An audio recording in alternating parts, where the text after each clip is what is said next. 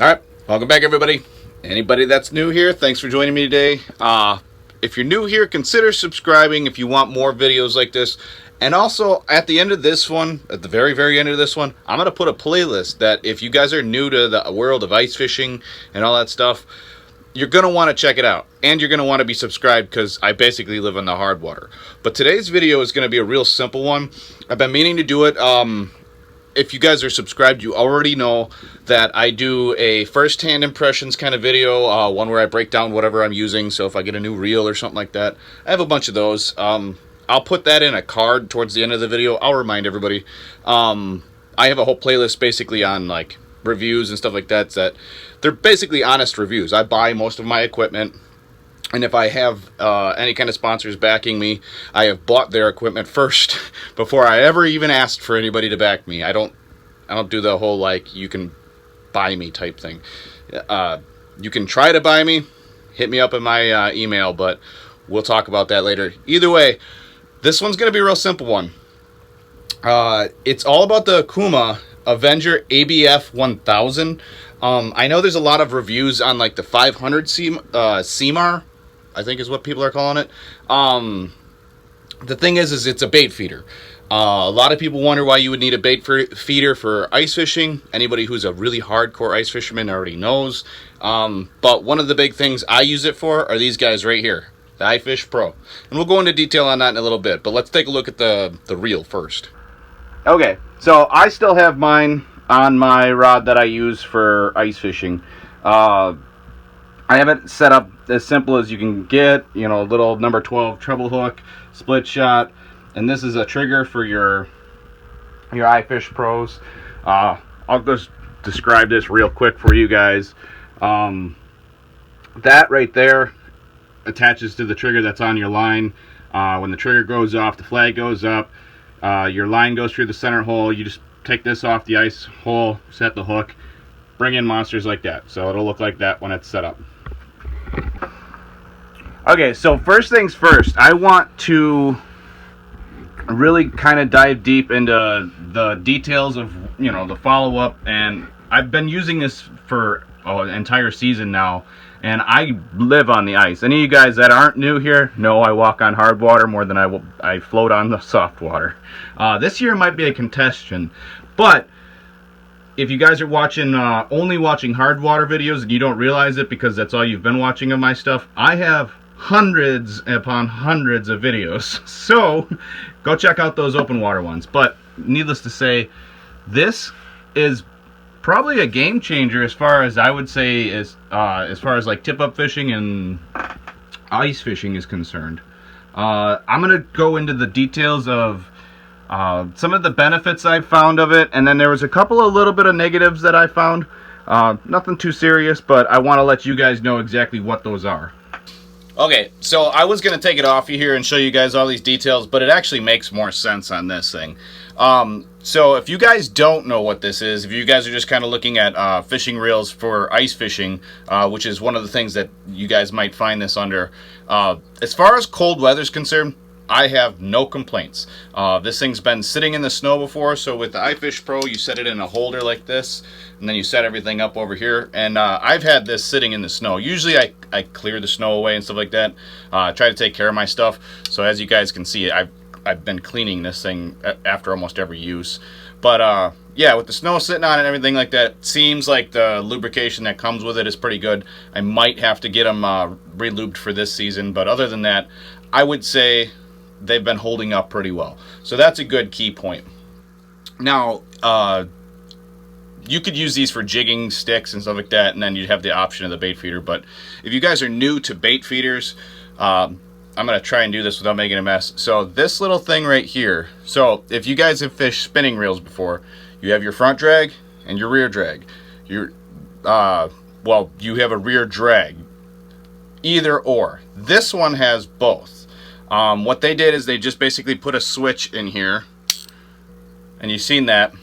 Now, what that does is it allows line to feed off of your spool, and then when you come up and you turn the reel over once, it sets that drag Now you're in your front drag. So see how it's tight like that? So you set this drag for how you want to fight the fish. You set this drag for how much tension you want on it. If you're fishing big baits and stuff like that, like if you're fishing giant shiners or chubs or something like that through the ice or whatever, something that's going to be wiggling around a lot, maybe something big for walleye like that, you might set this a little bit tighter. But what I was doing, and like I was saying, there's some little bit of negatives. What I was doing was I have this set all the way to the left, which is all the way loose. So that's why when I flicked it up, it spun, because there's almost no tension here. There's still a good amount of tension though. I was fishing the Mississippi backwaters, and I was trying to set. That's why this is these little hook setups, because I was trying to fish for jumbo perch, and they do have enough force to pull on that drag, that light drag. But I do believe that that would be why you would go with the 500 series versus the 1000. I wanted the 1000 in case I was catching bigger fish. This is 6-pound test on here right now, 6-pound P-line. I caught plenty of walleye on it, plenty of northern pike. Like I said, at the end of this video, I'll put some cards up above for you guys to go check out some of the videos of me using this and how it worked. But one of the things, like I was saying, to try to get back on subject here, was when I had this set, the drag, I don't know if it's because of the length and stiffness of this rod. These are actually open water short rods or whatever. They don't even make them anymore, but it's 36 small or whatever, but it's a medium action rod for like fishing creeks and streams and stuff like that. But I have a couple of them and they work perfectly because this sits in my iFish Pro perfectly. So I don't know if it's the rod's fault, my line, or if I need to have these re-lubed with a more free-flowing lube so that so that this can spin easier. And that's the thing, is like, it might help it, but like I should be able to, I unhook this, I should be able to drop that, and that's, I mean, that's pretty light. I would say that's substantially lighter than like if you were to loosen up your front drag crazy like, but that was one thing I ran into. I'll even put that video up where I was fishing and I was using this one. Most fish I catch on it are pretty good. And like I was saying, everything about it's been holding up really well. I haven't had any like crazy mishaps with it. I brought in some really big fish.